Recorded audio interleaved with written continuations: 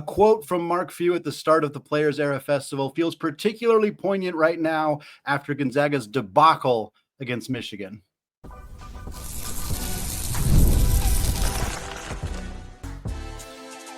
You are Locked On Zags, your daily podcast on the Gonzaga Bulldogs. Part of the Locked On Podcast Network, your team every day. What is going on, y'all? Happy Friday. Welcome into the Locked On Zags podcast, part of the Locked On Podcast Network, your team every day. I'm your host and longtime Gonzaga podcaster, Randy Patton, here to bring you news and updates on all things Zag athletics.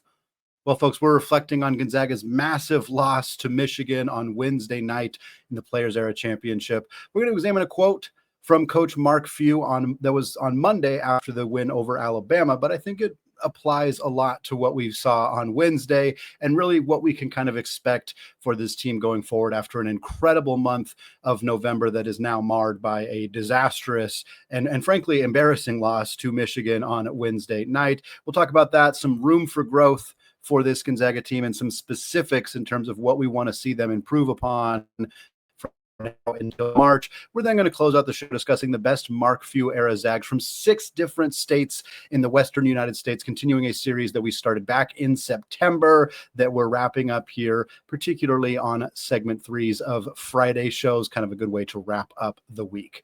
But we're going to start talking about really just, as many of you likely did, I also spent a lot of time on Thanksgiving and on Friday morning here kind of thinking about this game against Michigan for Gonzaga and how strong Gonzaga looked, not only in the Alabama and Maryland games, but of course in the wins over Arizona State and Creighton and Oklahoma, and of course the blowout wins. And it really is a bit hard to kind of reconcile Gonzaga getting beat that badly and looking that poor offensively and defensively with how strong they played previously.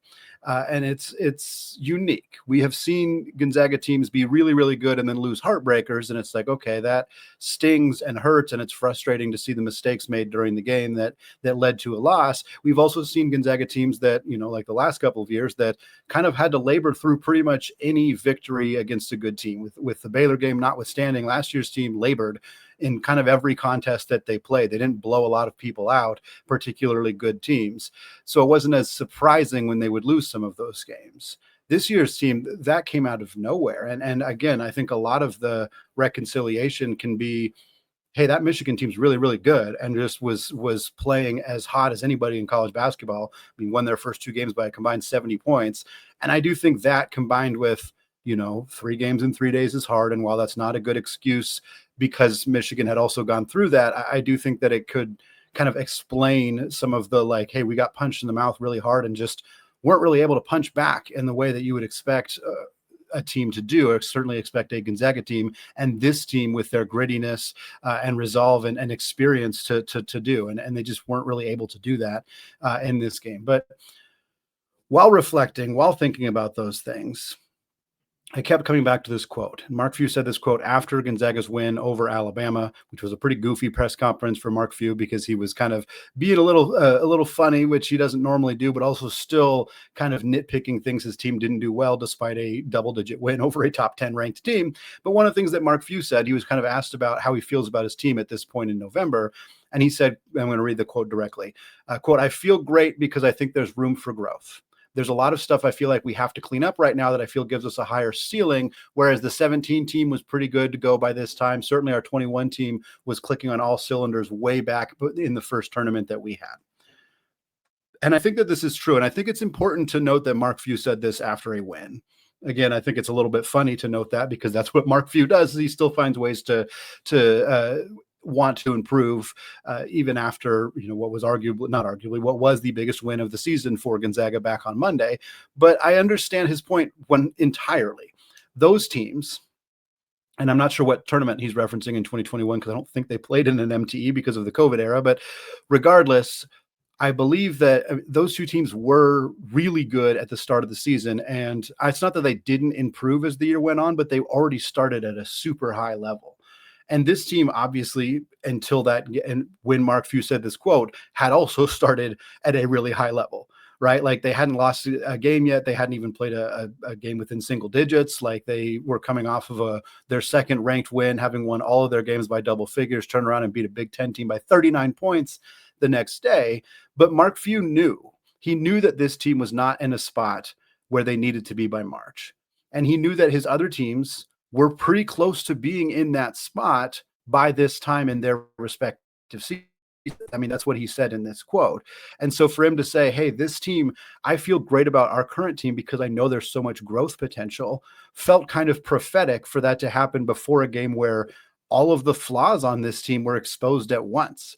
And I talked about this in the live post-game show on Wednesday night of like, I kind of think I'd rather Gonzaga just have a clunker where kind of nothing goes right and you lose than have a bunch of games like a death by 1,000 paper cuts where you have a bunch of games where you lose by 2 or by 4 or in overtime like they had last year because the flaws and the issues never really got corrected. This year, Gonzaga's played, 6-7 games virtually flawless, and then everything went wrong in one game. Again, can't have that happen in the NCAA tournament, but for right now, I think it's an okay way for this to go and for this kind of specific event to end because it gives Gonzaga now 9 days between the end of that game and their game on December 5th against the Kentucky Wildcats in Nashville. It gives them some time to clean some of that stuff up, to work on some of that stuff.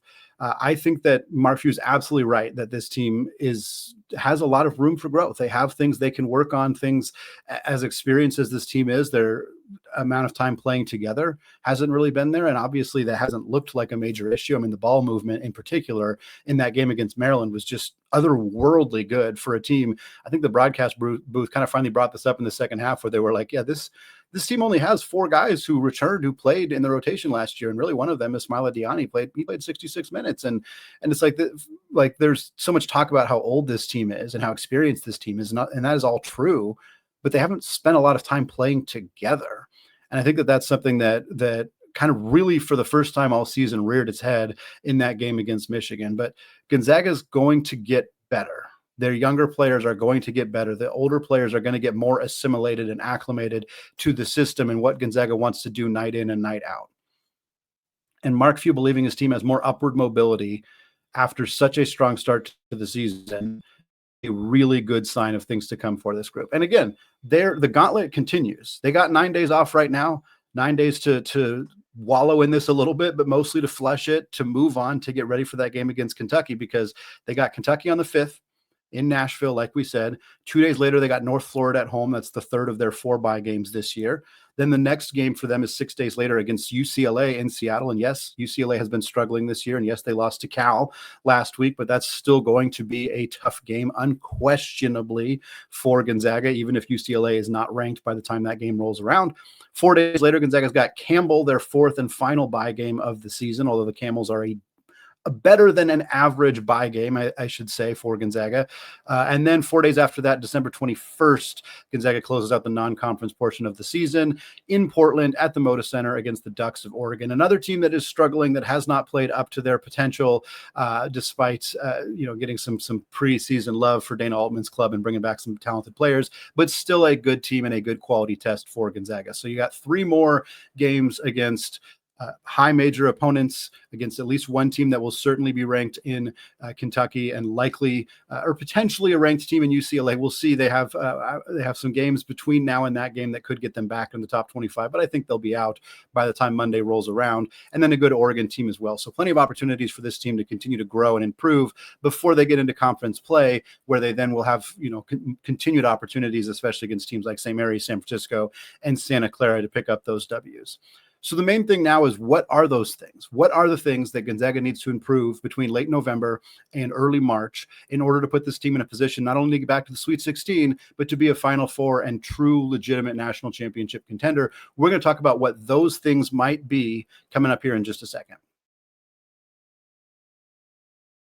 But first, folks, the holidays always feel a little bit easier when you already know the perfect gift, and Omaha Steaks makes it almost too simple. Whether you're treating yourself this season or sending something memorable to family or friends, Omaha Steaks delivers handcrafted perfection right to the door. And this week is the best time to jump in, because their cyber sale is here, and the deals, folks, they are huge. The quality of Omaha Steaks is exactly what you hope for. Incredibly tender steaks, rich flavor, and meals that make hosting or weeknight cooking even easier. And the variety is very underrated. Steaks, burgers, starters, comfort meals, sides, desserts. It's one of those gifts that truly fits anyone, and it's the kind of gift that brings people together. And best of all, you don't have to be guessing anybody's size. Save big on unforgettable gifts with Omaha Steaks. Visit omahasteaks.com for 50% off site-wide and an extra 20% off select favorites during their cyber sale. And for an additional $35 off, use promo code LOCKCOLLEGE at checkout. That's omahasteaks.com, promo code COLLEGE. Terms apply. See site for details. Folks, today's episode is also brought to you by Doer. I've always had issues finding jeans that are actually comfortable enough for me to wear. And that's why I'm so excited to have my new pair from Doer. This local company has the most comfortable jeans, no matter what style you like, and for any occasion, whether it's a quick trip to the grocery store, a night out with your friends, a trip to the Climate Pledge Arena to watch Gonzaga take on UCLA, whatever it is, Doer jeans have 5 times the stretch of traditional, and they're antibacterial, meaning your jeans stay fresh longer so you can wear them more and wash less. Doer is also made with Cool Max that regulates your body temperature and wicks moisture to keep you cool and comfortable as the temperatures change. Doer are pioneers of blending technical innovation with everyday clothing. In fact, they invented the original performance denim. Simply put, Doer makes the world's most comfortable pants without you having to sacrifice style. So get a pair for yourself or as an amazing holiday gift. Go now to shopdoer.com/LockedOnSeattle and you'll get 15% off your first order. That's shopdoer, DUER.com/LockedOnSeattle for 15% off. Doer.com/LockedOnSeattle. All right, folks, segment 2, still Eddie Patton, still Locked On Zags podcast, still part of the Locked On Podcast Network, now the #1 sports podcasting network. And we're still talking, lamenting, discussing Gonzaga's loss to Michigan on Wednesday night in the Players Era championship game, and talked a little bit about it through the lens of a quote that Mark Few said on Monday after Gonzaga's win over Alabama, where he said that he feels really good about this team because there's still so much room for growth, and compared them to his 2 national championship teams in 2017 and 2021, who he felt were more kind of finished products by late November, and feeling like this team is, playing at a similar level and has more opportunities to get better between now and March. So we talked about kind of what that means for Gonzaga. And now I want to talk about kind of those specific areas of growth for Gonzaga. What are the actual things that we want to see this team get better at from now until March to make them have a chance of running for a Final Four or a national championship? I think the most obvious one is also the most frustrating one, and that's 3-point shooting. And I say it's the most frustrating because getting your team to be collectively better as a 3-point shooting team during the season is difficult. It's not like improving as a 3-point shooting team typically is through roster construction. It's bringing in 3-point shooters. And this team has capable 3-point shooters on the roster, and they just have not been delivering on a super consistent basis. That is tough. Gonzaga currently, as I'm recording this on Friday afternoon, 32.2% from 3 as a team. That's 209th at KenPom. They're not even a top 200 team at KenPom. The worst 3-point shooting season historically in the Mark Few era for Gonzaga was last year, and they were well above this. They were over 34% from 3. So this team is actively bad as a 3-point shooting team. Not just bad by Gonzaga standards, they are terrible by Gonzaga standards and bad just by general college basketball standards. They haven't needed to rely on the 3-point shot because of how dominant Graham Ike and Braden Huff are, and how great we have seen the performances of Tyon Grant-Foster in terms of getting to the rim. And of course, the Gonzaga's really helped them as well. But this team's not going to win a championship shooting 32% from 3. They're going to need to shoot 35, 36% from 3. And so far they have been well below that. How do you get better here? I mean, I think you look at, okay, we can't fix the roster. We can't add more 3-point shooters. So is it play design? Well, they're running good to get open looks from 3, and they're just not making them. The ball movement, the spacing, players, finding the right spots, relocating when movement happens, and getting open looks from 3, that has been happening. I don't really think that is the issue. Can they improve in that space? Sure. No team is perfect at that, but they're running elevator screens that get Adam Miller. That was like the first play of the game against Michigan was they ran this elevator screen that got Adam Miller a wide open 3 from the top of the key. And to his credit, he knocked it down. That was not one of the misses for Gonzaga, but that's the kind of stuff they need to keep doing. Running plays, getting things, would get Adam or Steele Venters, or now maybe Emmanuel Nicente or Braden Smith or Mario open looks from three where those guys can knock them down. And I think that hasn't really been a major issue. So what is the thing that you do? You just kind of got to hope for some more consistency as game reps continue. I will give Steele Venters a bit of a pass for the Michigan game in particular because of two things. One, he shot I think 8 of 15 in the first two games combined. He was 4 of 8 one of the games and 4 of 7 the other game. So his 3-point shooting was outstanding for Gonzaga in 2 of the 3 games that they played in Vegas, and playing his third game in 3 days. Again, I've been trying not to rely on that as an excuse for the entire team because it frankly isn't. And also 2 games in 2 days, but I think it's fair to chalk up Steele Venters shooting 0 of 4 from 3 in his third game in 3 days when he has not played for 2 full seasons. I think it's fair to say, hey, maybe that's where the off night came from for Venters on that one. Like, I'm not holding that against him, but Adam Miller needs to be better. I mean, he just needs to be better. He has had a few good shooting games, but for the most part has not been a consistent outside threat for Gonzaga. And that being the primary skill that he brings to this team, and with the emergence of Emmanuel Nicente and the health of Steele Venters and the eligibility of Tyon Grant-Foster and the way that Mario has played, like, Miller's playing time is going to drop, and it's going to drop significantly if he can't find the outside shot. Like, there is no reason for him to play big minutes on this team if he's not making his outside shots, because that is what he is here to do. The same is true of Steele Venters in the sense where if Steele if he just stays cold for a while, he's going to see his playing time drop as well. I think you need to find some consistent players who can play on the wing and knock down threes. I think part of the recipe for Gonzaga to have success here may be to play more of Emmanuel Nicente. Shot the ball really well in that game against Maryland. After that game, Mark Few had a quote where he said, Nicente has the prettiest shot on the team. His form is flawless. He just needs more reps to get consistent in terms of knocking it down. If we're starting to get to that, if that is starting to become a part of Inicente's game consistently, his playing time needs to rocket up because he provides more defense and significantly more on-ball defensive pressure and rebounding than some of the other guards who he's competing with for playing time. And if he's shooting as well or better than them, there's no debate. He needs to be on the floor a bunch. Other things, this kind of goes alongside with that, more diverse offensive sets. What I mean by that is figuring out what to do when just trying to get the ball down low and letting Graham or Braden go to work or operate with the ball in their hands isn't working. And we saw that in the Michigan game. Graham Ike shot 0 of 9 from the field, the worst game he's played in a Gonzaga uniform, and it's not particularly close. And Gonzaga did find some adjustments eventually. They found that little opportunity to get Braden Huff the ball just inside the free throw line, that little push shot with the Mara kind of plopping himself right under the rim. And so Gonzaga kind of exploited that matchup there.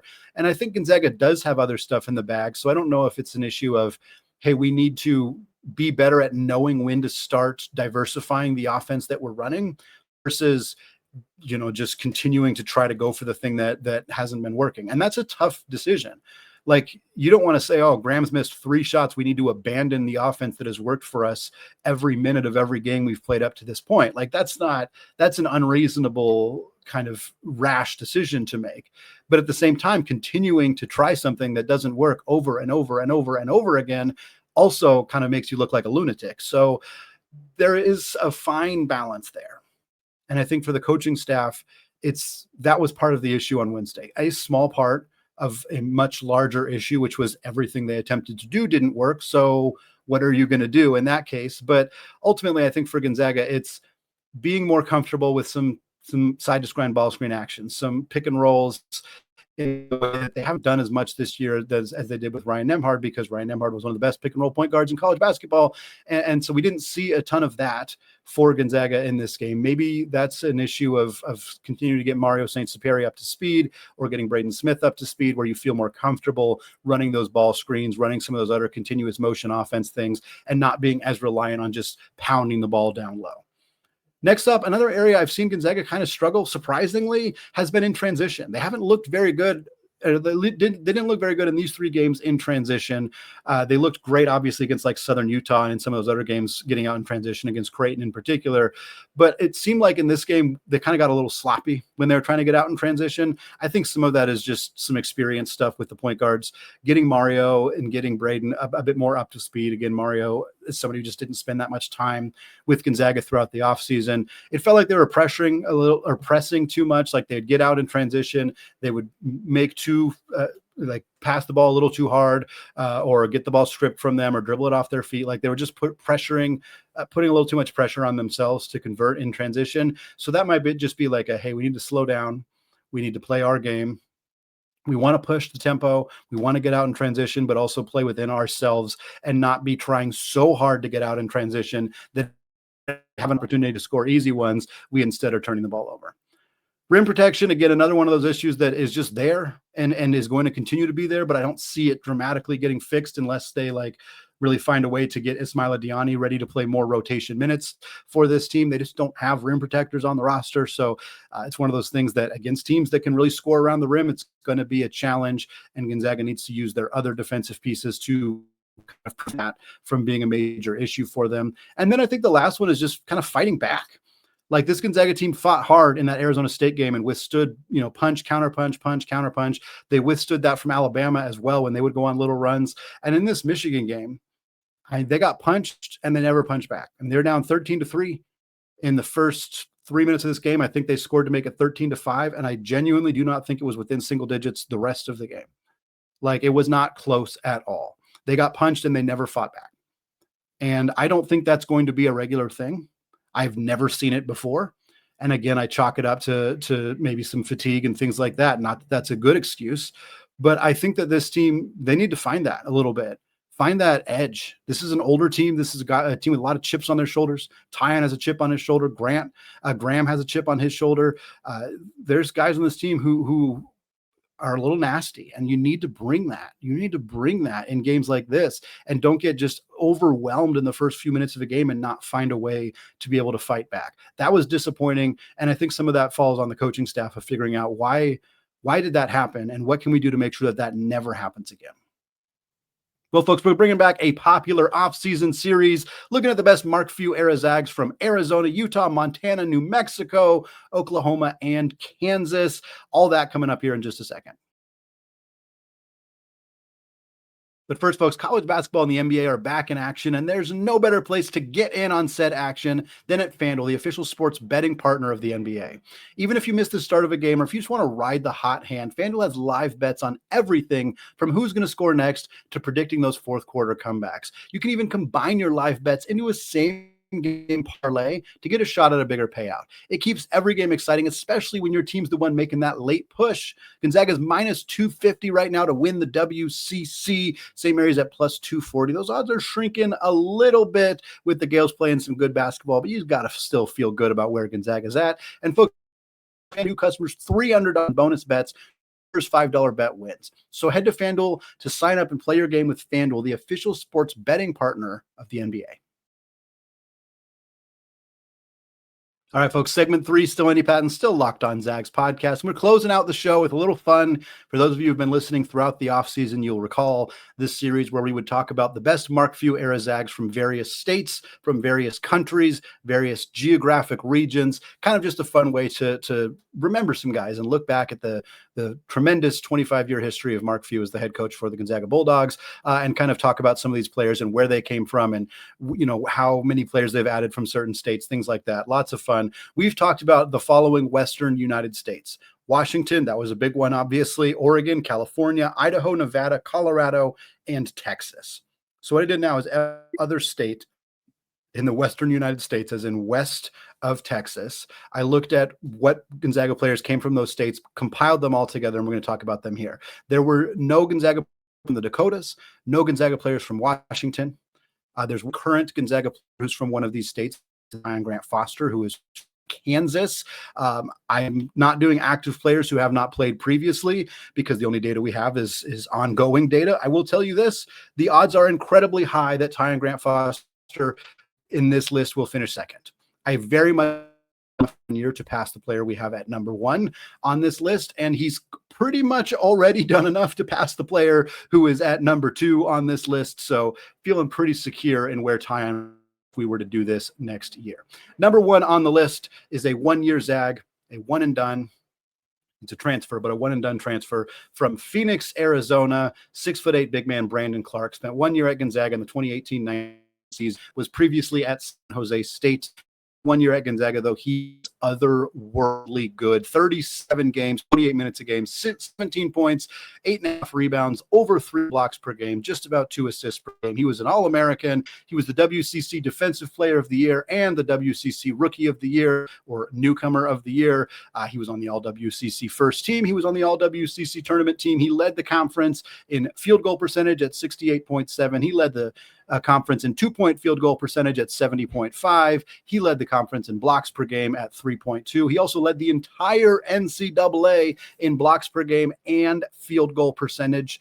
A tremendous season for Brandon Clark. He is Gonzaga's single season blocks leader, tied with some guy named Chet Holmgren. Both of them blocked exactly 117 shots in their lows in Spokane. Clark was masterful. This was that season that also had All-American Rui Hachimura, had Corey Kispert, had just a tremendous group of players on that roster. Josh Perkins was on that team. This is the team that went all the way to the Elite Eight. Really, really, really good group for this team. And Brandon was one of the best in college basketball. His numbers stacked up really to Zion Williamson, and really had a hard time rationalizing that. Obviously, Zion is a freshman senior who'd played successfully at San Jose State for a few years, but still a fantastic season. He fell in the draft. He was like 21st overall by the Memphis Grizzlies. He's hurt right now, has had a tremendous NBA career, and will continue to do so once he is able to get healthy. Loved Brandon Clark. Really happy to get a chance to celebrate him here. Again, not sure I see anyone passing Brent, but I think Tyon is going to be safely ahead of our number 2 on our list, with no disrespect to him. That would be Tony Skinner from Albuquerque, New Mexico. Skinner spent 2 years with the Zags after starting his career at a junior college, played 51 games, started 33 of them, averaged about 24 minutes per game, 7.5 points, 4 boards, 1 assist. He was a 3-point gunner before it was popular. We're talking 02, 03, and 03, 04. Steph Curry was barely alive. The 3-point revolution had not even hit the NBA, and it certainly had not hit college basketball. But Tony Skinner, in his first year in a Gonzaga uniform in 02-03, shot 41.5% from 3, and that was on 4.1 attempts per game. It was unusual at that time to shoot 40 or to shoot over 4 attempts per game, and for a guy that wasn't a big-time player. Like, he wasn't their leading scorer. He was role player whose role was to knock down open threes and play solid defense. He was a prototypical 3-and-D wing, again, before that term was really popularized in college basketball or in the NBA. He was also a 37.5% three-point shooter in his senior year at Gonzaga, albeit on a smaller sample, about 2.3 attempts per game. Regardless, a true pioneer of the 3-and-D wing, a great player that I think more modern Gonzaga fans won't really recall, but that's because he was a very, very talented young man, very good player for Gonzaga, part of some of those really good, fun, gritty Gonzaga teams that weren't getting 1 seeds, certainly, but were very, very good with Blake Stepp and Dan Dickau and guys like that. Number 3 on our list, lone Zag from Montana, representing Kalispell, Montana. That would be big man Ryan. Spent 4 years at Gonzaga, although he redshirted one of those years, which transfer to Portland State for his final year of eligibility. While at Gonzaga from 2017, Edwards played in 65 games, played about 6 minutes per game, 2 points, little under 2 rebounds per game. He played 17 games as a freshman in 13-14, and then redshirted the following year, the 14-15 season, came back as a kind of as a better player, more equipped to contribute to the team in the 15-16 season. That was his best year by far. Played 31 games, about 9 minutes per game. So pretty squarely part of Gonzaga's rotation, albeit kind of deep in Gonzaga's rotation at that time, but he averaged about 2.5 points and 2.2 boards, then played a little bit less his next year, hit the transfer portal before it was called the transfer portal, landed at Portland State in the Big Sky for his final season of eligibility, where he started 30 games, played 18 minutes a game, averaged about 10 points and 4 boards. Shout out Ryan Edwards. Fun to give him some love here.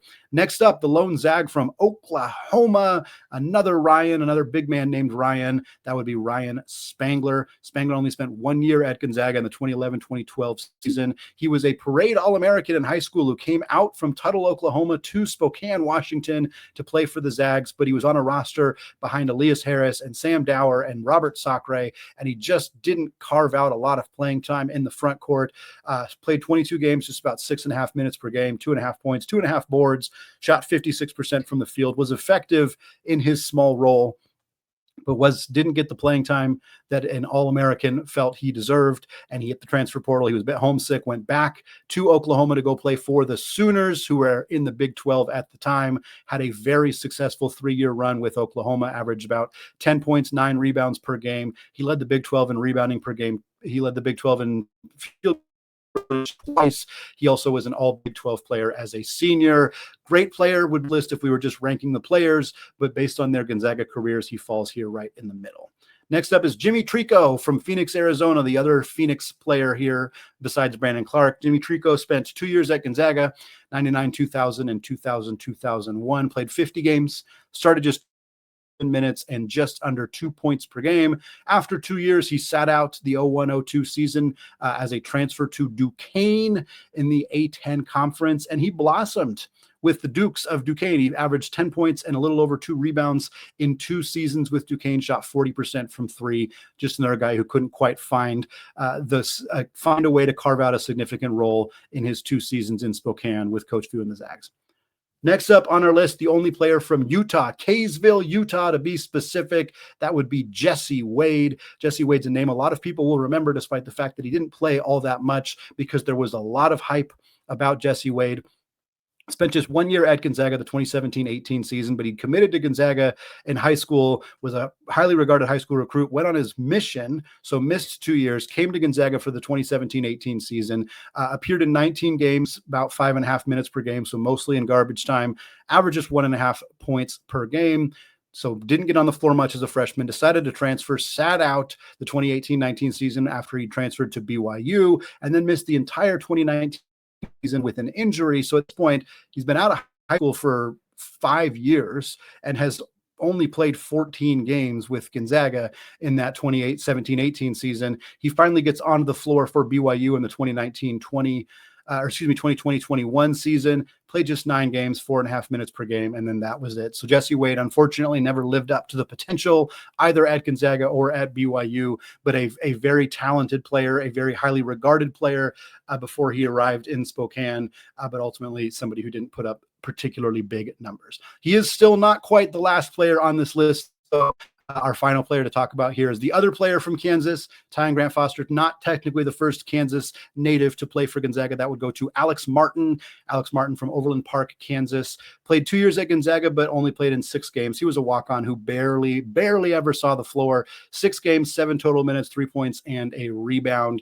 That was it for Alex Martin. Again, Tyon Grant-Foster will likely slot in somewhere here on this list. We got 2 more of these that we're going to do. We got some Eastern states and some Midwestern states that didn't get coverage. We're going to put them all together and talk about them on a future episode of Locked On Zags. But folks, that is going to wrap it up for me today here on the Locked On Zags podcast. Thank you so much to those of you who have made this show your first listen or your first watch of the day. Have a safe and fantastic rest of your holiday weekend. We got some fun stuff coming up for you next week, getting ready for that big time matchup with the Kentucky Wildcats. Thanks again, folks. Have a fantastic rest of your day and weekend. And of course, as always, go Zags.